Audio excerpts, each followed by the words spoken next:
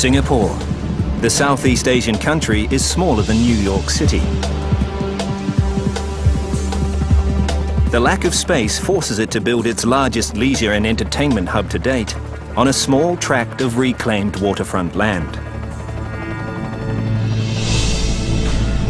The Marina Bay Sands. It's not one megastructure, but many. Serious challenges lie in the array of buildings that form the unique complex. 3 57-story hotel towers slope at such great angles, they're in danger of buckling under their own weight. An even bigger problem is the hotel's roof. A 340-meter sky park spans its length, containing gardens, outdoor pools, and the world's largest cantilevered observation deck. But how do you build something as big as an aircraft carrier, 200 meters in the air? In the hotel's atrium, mammoth works of art have to be somehow incorporated into the architecture. Its challenging centerpiece, a 15-ton mass of steel by a renegade artist from Britain. A 60-meter-tall art science museum is designed for maximum visual impact. It will be to Singapore what the Opera House is to Sydney. Only one problem. It seems too impractical to construct. And a set of dramatic glass-encased pavilions, while themselves pose little challenge, have to be built in water. The man behind the Marina Bay project understands the risks, but he believes that anything short of astounding will fail. Sheldon Adelson, one of the world's richest men and CEO of Las Vegas Sands Corporation. What we hope to accomplish is to change the face of Singapore tourism. So we expect a very successful development. That is by far the largest and most expensive single project we've ever undertaken. It'll cost about 5 to 5.5 billion US dollars. It's a lot of money. Now, I know $1 billion doesn't buy what it used to, but by any measurement, it's a lot of money today. Adelson believes his huge investment is safe in the hands of Moshe Safdie, a world-renowned architect.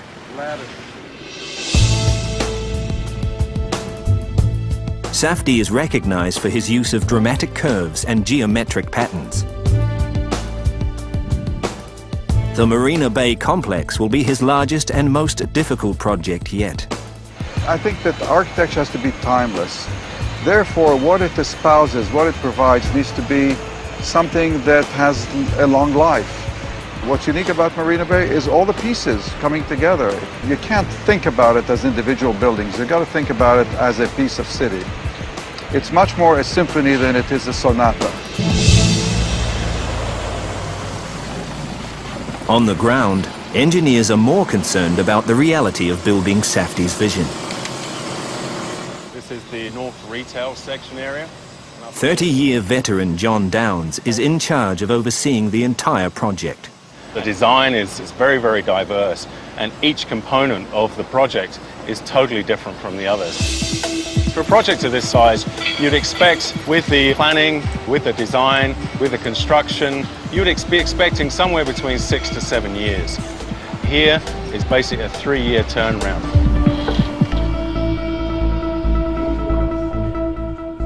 The first and most critical construction task is to secure the footprint, though this normally straightforward job proves otherwise. Since the site was originally allocated for boats. The complex sits on 560,000 square meters of reclaimed land, part of a decade-long plan to revamp Marina Bay, a former saltwater estuary that's now a freshwater reservoir. Beneath the reclaimed land, which is essentially a seabed, is a dangerous layer of marine clay. Sometimes called black toothpaste, Marine clay has very poor structural properties. If not given complete respect, the unstable marine clay is potentially fatal.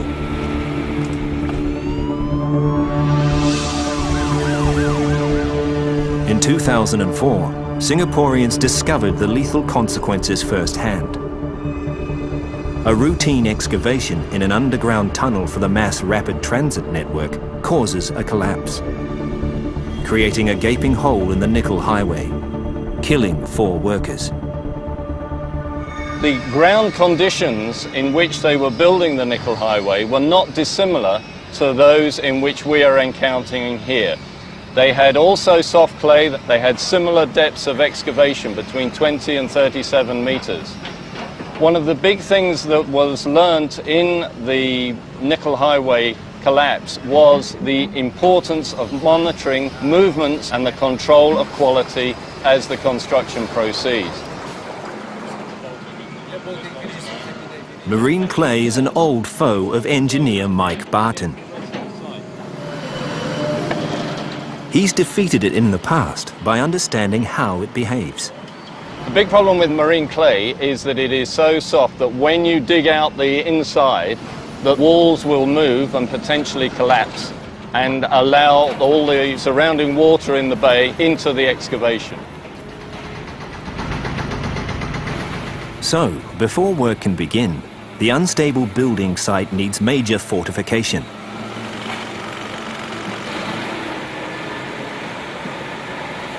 To combat marine clay, engineers decide to build giant concrete walls to create stabilizing perimeters for the larger buildings, known as diaphragm walls. Up to 1.5 meters thick, diaphragm walls are steel-reinforced concrete sections, pounded 50 meters into the ground. They form watertight enclosures for men and machines to work round the clock. In just 1 year, over 4,000 meters of diaphragm walls help produce a rock-solid foundation. The diaphragm walls that we constructed in a formation which we called a peanut formation, which is 2 circles joined together, and a donut formation, which is circular, is that they are able to withstand very, very large forces from the marine clay without any movement. They encapsulate an area that's bigger than a football pitch that enables us to excavate very quickly and to build structure up very quickly.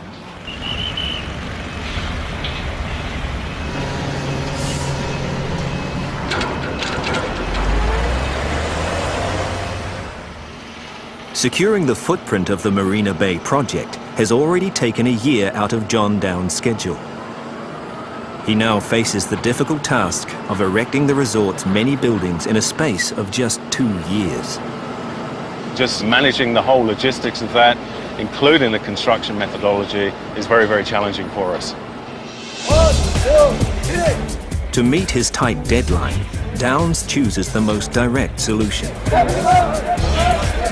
He hires 16,500 workers to construct every single building, simultaneously. It's like leading a small army. So organizational excellence is key.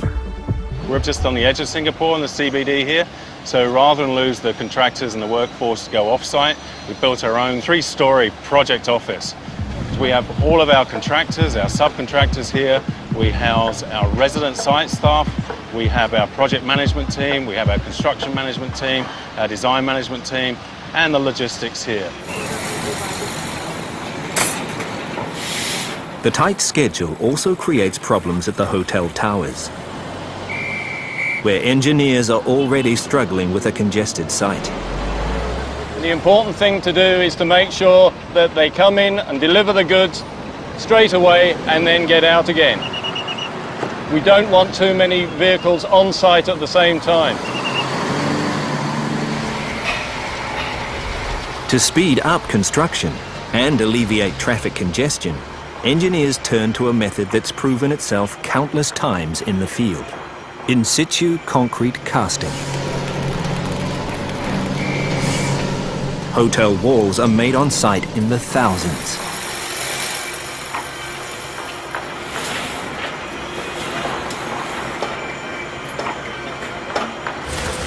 And workers laying the floors are so proficient, they produce 1 floor per 4-day cycle.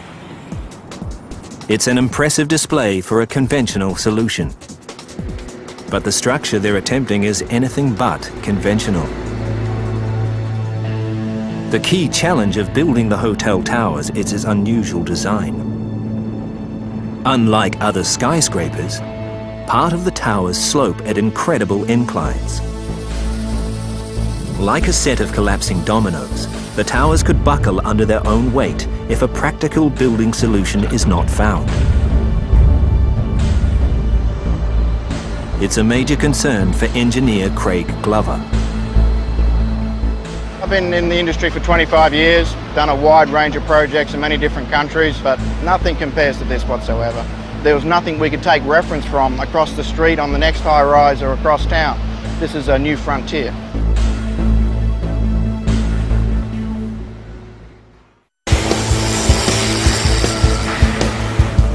Costing a staggering $5.5 billion to build, the Marina Bay Sands could be one of the world's most expensive mistakes if engineers can't solve the tower's problematic structure.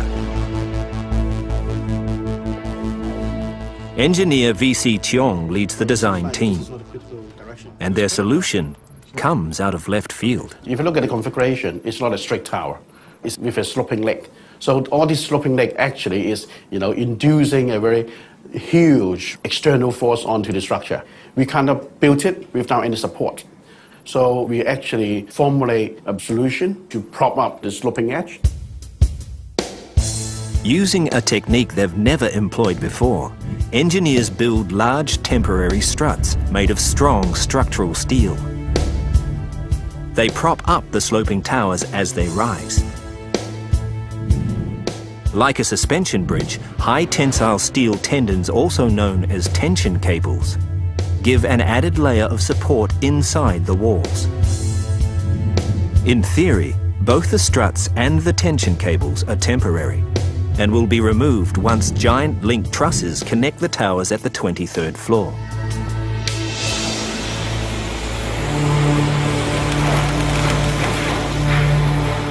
The sheer weight in concrete is enough to topple the towers at level 8 if the engineer's calculations are wrong. To reduce the chances of failure, Glover and his team make a radical decision. Instead of removing the temporary tension cables in the tower walls, they make them permanent supports. I feel good it's in there because it's added strength, it's added support. We have a twined network here of high-strength steel. And what we do is we bundle these up so they form a cord with multiple strands inside this conduit. We place this conduit inside the walls prior to casting the concrete. So what we then do is once the concrete is cast, we anchor one end into the concrete. We then put a very high-strength pneumatic jack onto the collar and one by one pull these strands through and tension them up. What that does is basically pull the building back and hold it in place. If these cables were to suddenly break, or if they weren't in place, we wouldn't be able to control the self-weight as we build more and more of the building up. Despite the team's quick thinking, the true test of their engineering decisions will only happen once the main support struts are removed and the massive link trusses installed. Link trusses are huge reinforced steel brackets that bind the towers at the 23rd floor.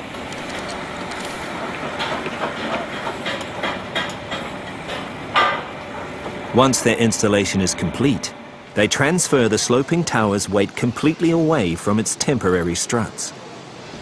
Once we're satisfied that we don't have any stability issues, then we can bring the large hydraulic cranes in and member by member start to dismantle the struts. We've got a lot of time pressure, so we just got to make sure that these things keep moving. As the last pieces of support struts leave the site, Glover and his team can finally breathe a sigh of relief. The link trusses are holding the building load. So far, so good.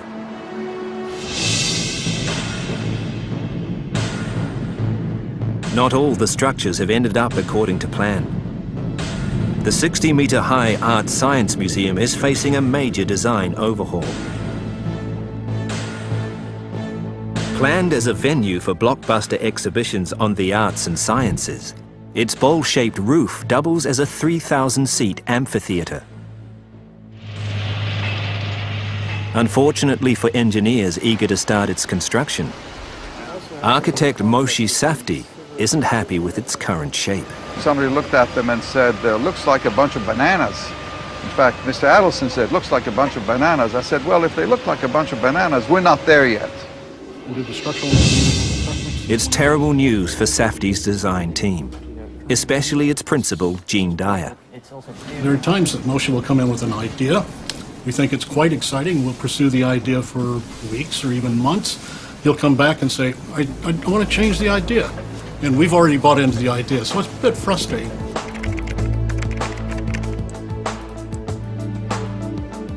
To rework the unique geometry and dimensions of the Art Science Museum, Dyer and his team turned to advanced 3D modelling programs. It not only makes navigating the museum's complex geometric patterns easier, it shortens the process to a matter of days. The model is dynamic and it can be moved by just changing one or two elements. Moshe could experiment. He could make rapid judgments in a very short period of time about which way he wanted to take the project. This is a process that was impossible to do 10 years ago. Without the computer, this would take years and years and years. After months of refining the design, Safdie is finally happy with the result. The mathematical precision that we gave them made them even more beautiful. It led some people to say, well, hand of welcome. Others said, is that a lotus? And the more ambiguous the associations, the closer I thought we were getting to our target. Because I think the least exciting buildings are those which have overt symbolic associations. Armed with the new design, engineers begin work on the museum's 60-metre-high superstructure. A staggering 5,600 steel elements, weighing some 5,200 tons, are prefabricated to exact specifications.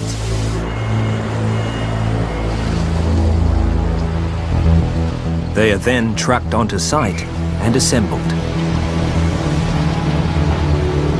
It's like putting together a giant jigsaw puzzle. Each element has to be installed with pinpoint accuracy. If it's even a few millimeters off, engineers will have to start from scratch. Engineers of the massive atrium at the base of the towers are facing an equally tough construction process.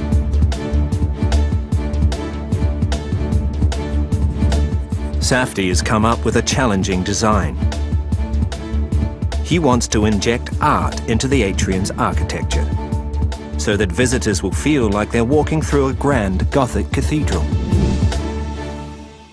In medieval times, if you think of a Gothic cathedral, there's the architecture, there's the stained glass windows, there's the sculptures on the pinnacles. You cannot draw a line and say art and architecture. Art and architecture are one, they're singular experiences. And I think what we try to do here is come back to this integrative mode. To create the centerpiece of his vision for the atrium, Safdie commissions renowned British sculptor Antony Gormley. Famous for his unusual approach to art, Gormley is the brains behind the Angel of the North sculpture in northern England. What he's about to attempt is proving to be more of a construction challenge than an artistic one. A cloud-like sculpture some 40 meters long, made up of 15 tons of high-grade stainless steel, hung 12 stories above the atrium. The Angel of the North is, in a way, making a very traditional public sculpture because it's isolated in space at the edge of a valley. You can see it for miles and miles. It's very much about occupying space. This is about activating space. But just as they're about to begin construction, a bombshell drops. September 2008, a global financial crisis wreaks havoc on markets. The flow of the hundreds of millions of dollars that keep the Marina Bay project going every month suddenly stops. For engineer Matthew Pryor, it's a massive blow. I feel devastated. I mean, it couldn't be worse. Probably the worst day of my life professionally. There's no more money coming through. So unless we put some funding in place or there's something, we're going to have to shut the jobs down. It is a tough decision to be made, and we don't know what we're going to do just at this point in time.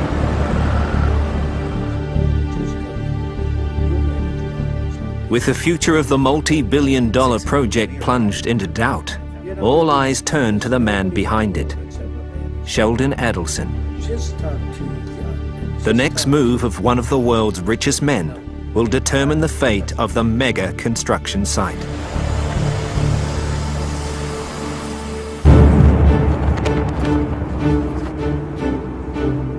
The 2008 global financial meltdown is a haunting echo of the 1990s Asian crisis. Back then, progress on Shanghai's World Financial Center came to a complete halt for 5 years. For Adelson, that's simply not an option for the high-profile Marina Bay resort. His vision of changing the face of Singapore tourism is at stake. And so are billions of dollars of investment from his Las Vegas Sands Corporation. He prefers finding a stopgap solution to weather the storm. Throughout history, there has never been a trend that went straight up, nor a trend that went straight down. So it goes up and down. It's only a matter of time when things will recover. In a bold move, Adelson pledges his vast personal wealth to the completion of the project, effectively ending any speculation of failure. There's a massive sense of relief in the company. I mean, everyone pleasantly surprised how quickly we've got through this and the fact we could hold it together and get it going again. So euphoria is probably the best way to describe it. With the crisis averted, construction on the 3 57-story hotel towers, the casino, theatres and convention centre resumes at pace. Everywhere you turn, steel is being installed. It's vital reinforcement for every concrete structure on the 15.5-hectare site. For one project at the tower's atrium, steel is more than just reinforcement. To construct the 15-ton drift sculpture by British artist Anthony Gormley, engineers had to first laboriously prefabricate it into over 70 segments. The segments are then welded into 8 slices and will ultimately form the sculpture. It's a tricky operation, but engineers are able to complete it swiftly, due to a system of codes and numbers that enable them to quickly identify what goes where. Once all 8 slices of drift are fully assembled, it's lifted up into position by a temporary lifting frame.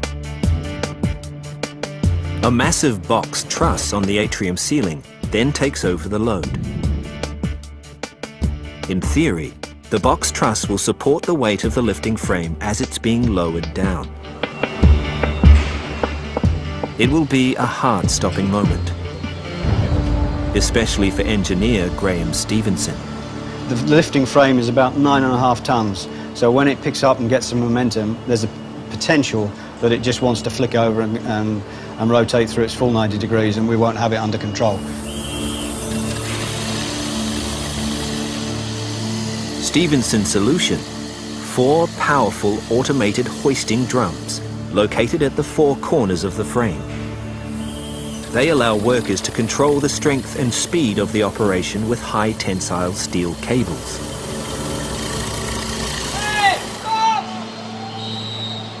A spotter at the top determines the pace of the procedure and marshals the team.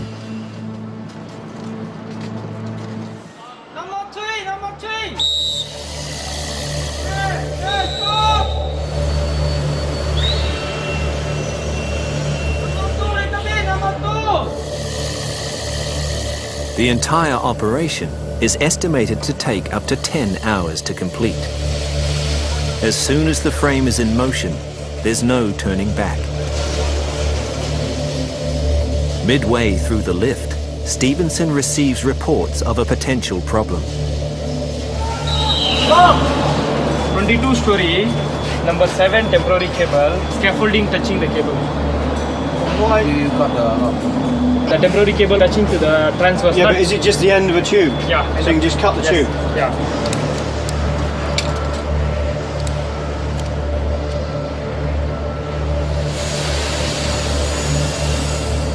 Problem solved. But what was previously an estimated 10-hour procedure now turns out to be a 24-hour marathon lift. At 6 a.m. the following morning, they complete the job. Absolutely fantastic. The Gorman is now finally in its final position, so really an end of a long and exhausting day, and big thanks to everybody, but it's finally done. While the drift settles into its new home at the hotel atrium, elsewhere attention is focused on one of the project's key features, the Crystal Pavilions. The two glass-encased buildings by the promenade are set to be the resort's premier shopping and entertainment complexes. But before engineers can make them a reality, they have to secure their footprint. And already a major obstacle threatens to sink their objective. The Crystal Pavilions are situated within the confines of Marina Bay. So to found it, engineers have to find a way to build in 6 meters of water. The responsibility of tackling the problem falls on the shoulders of engineer Kurt Vella. I'm from Sydney. The underlying foundation in Sydney is sandstone, it's rock. All you need to do is just dust off the surface and you can build skyscrapers on it. Here it's very different. All the structures have to be heavily founded.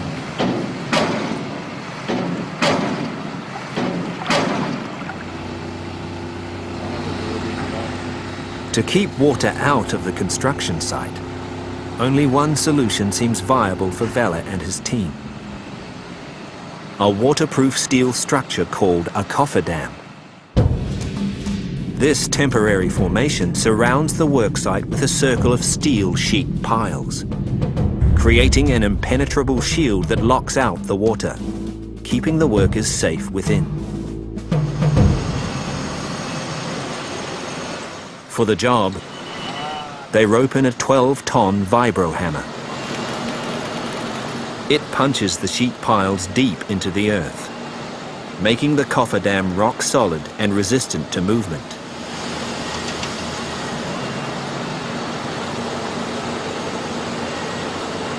With the cofferdam secured, engineers deploy powerful diesel pumps and run them 24 hours a day, ejecting any water that remains within the walls. This last step comes with inherent dangers. The force of the water outside creates what engineers call hydrostatic pressure. In theory, it's powerful enough to force water through any gaps in the cofferdam. It's something that Vella prays will not happen. There's a bit of hesitancy and concern because we've got to build this building in the middle of Marina Bay. Everybody can see what we're doing, so if it leaks, it's a problem. If it fails, if it moves, if it collapses, it'll be an absolute catastrophe. After a day of pumping, Vella's worst fear comes true. Parts of the cofferdam are leaking.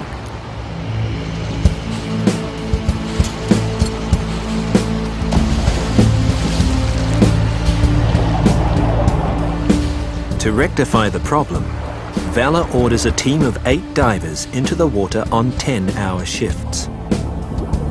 Their mission? Find out where the water is being forced in and plug them shut with epoxy resin. Anson Lee is an 8-year diving veteran. The toughest part of our job is the environment. The visibility is poor here. It's totally zero. I cannot see anything here below. I solve that by feel the suction and then feel out the thing. You have to overcome all the fear that you can't see under the water. But okay, I feel proud to be one of this team to build this thing out. After 2 weeks of hard work by divers and the pump crew, the job is finally complete.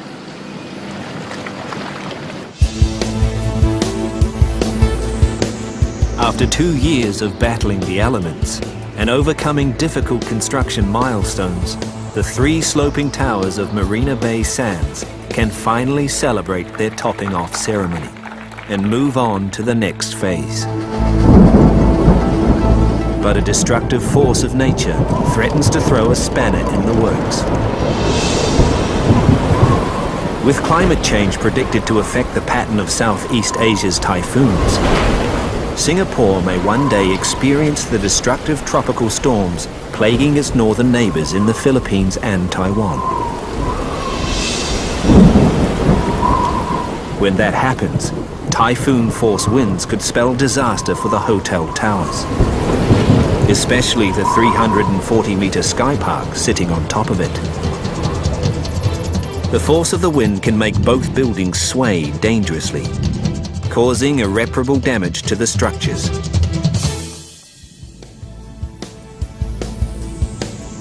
The Sky Park, offering 360-degree views of Singapore. The visionary design will have enough surface area to park 4.5 Airbus A380s. But when architect Moshi Safdie first mooted it, it stemmed from a purely functional need. Luxury hotels, as we think of them, always have lots of open space around them, gardens, at least in the kind of tradition. But we didn't have much space left. And at that point, I figured, well, if we cut out of an extrusion of foam the kind of slab that goes over those 3 towers, and we placed it there, and we said, what do we have here? My God, that's some park. And so that's where the idea was born. That's what makes us a resort. This is not a critical direction.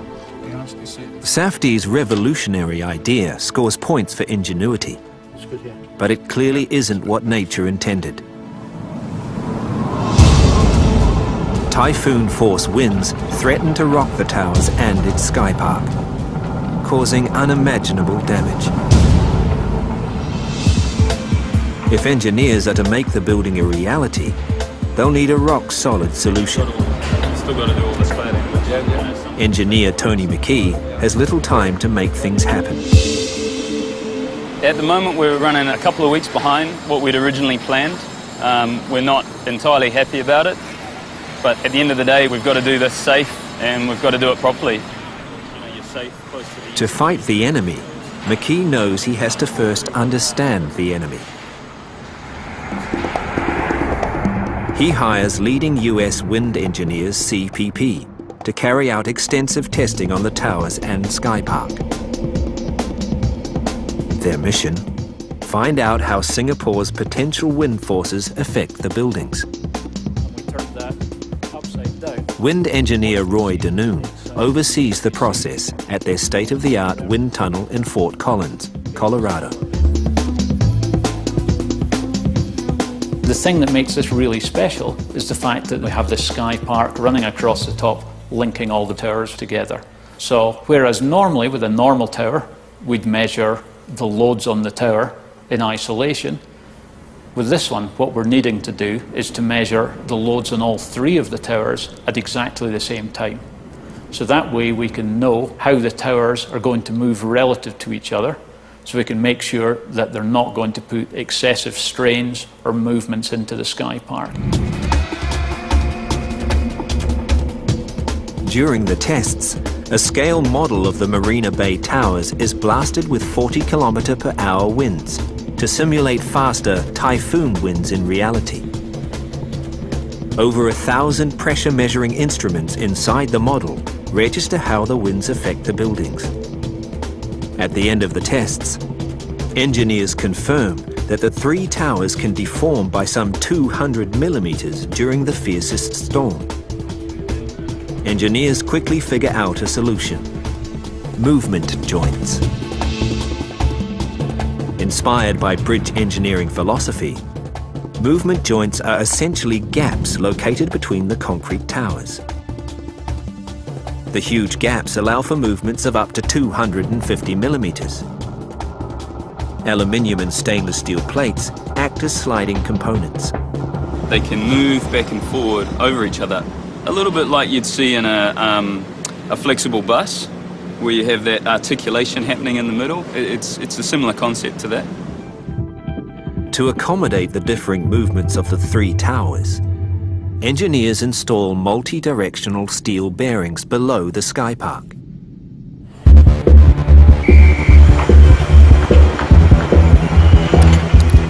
Armed with the final results, McKee can now safely begin construction of the sky park. Consisting of some 10,000 tons of steel, the sky park is as big as an aircraft carrier. The most practical way for engineers to construct it is to break it into 14 segments on the ground before assembling it at the top of the towers.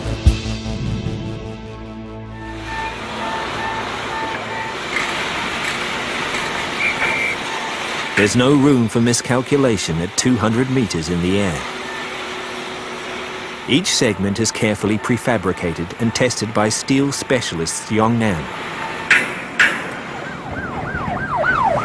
and then trucked to the site independently. From the very beginning, McKee and his team anticipate that their biggest challenge will be lifting the two largest segments of the sky park, the box girders. Measuring 80 meters long, their combined weight is a staggering 1,400 tons. How do we feel? A little bit of apprehension. You know, it's a significant lift that hasn't been done before. If something goes wrong, it could be really significant for us. To reduce risks, McKee turns once again to proven bridge building technology. In a process known as strand jacking, giant temporary lifting gantries made of strong structural steel will use powerful hydraulic jacks to lift the box girders up to the top of the towers before sliding them into place. It will be the longest and largest lift of its kind in the world, and McKee needs the best in the business. He puts a pioneer in the field in charge. Swiss-French company VSL.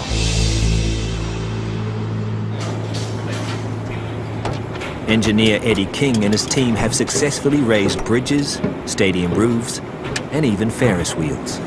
The toughest work of my work is you have to plan it everything very precisely, because everything to set up in millimeters. So we have to lift up and slide it in and position it in 5 or 10 millimeter accuracies. We don't do properly or don't do safely, what's the biggest hazard is the thing can fall down to the ground. Other factors further complicate the lifting process. Due to an increasingly tight schedule, the team is forced to conduct the lift during Singapore's annual monsoon season. It's almost impossible to predict when a tropical storm will hit. When it does, the accompanying lightning strikes can endanger lives. And because the whole operation takes place meters from a jam-packed highway, curious onlookers will be able to see any mistakes the engineers make. It's a potential public relations nightmare. Okay, now I stop now.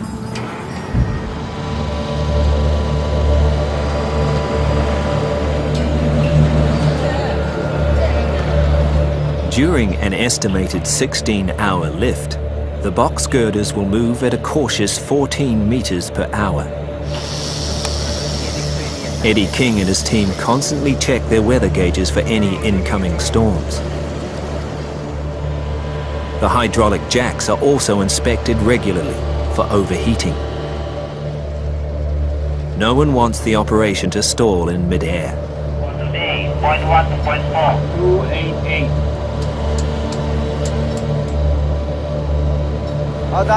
This one. Change to channel 2, yeah? Despite the team's best efforts, Mother Nature catches them by surprise.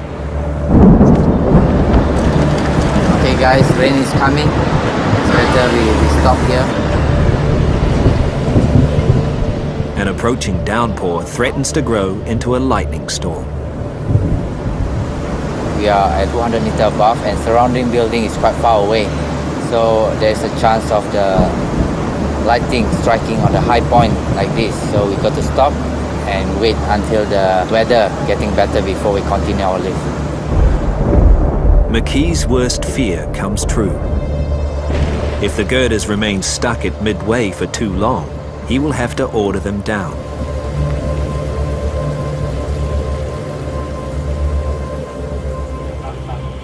Okay.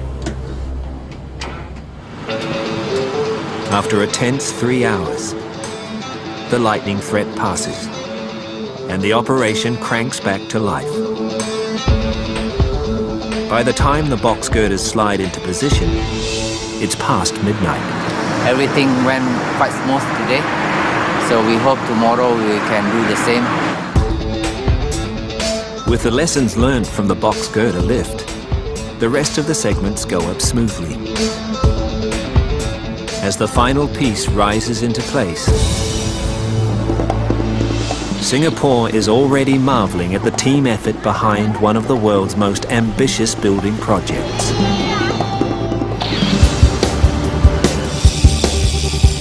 In just 3 years, engineers overcame seemingly impossible construction challenges, defeated marine clay, engineered ingenious design solutions, and survived the most debilitating financial crisis since the 1930s.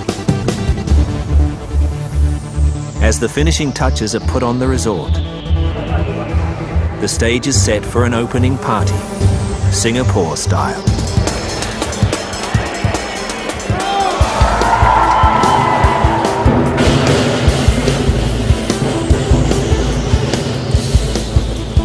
Those involved reflect on the project that has already far surpassed their expectation. It's a bit kind of overwhelming, you know. I'm in the process of disconnecting the umbilical cords. Not easy for an architect. This type of project probably only comes around every 25 years or so. So it's been a lot of hard work, extremely challenging. I really can't imagine, I couldn't list the number of challenges we've overcome along the way to get to today. Everybody is saying this is kind of a miracle, you know, never seen anything like it. And it's rewarding, it's nice. The Marina Bay Sands, Singapore. Proof that with visionary design and engineering know-how, megastructures can still defy the odds and fulfill the wildest dreams.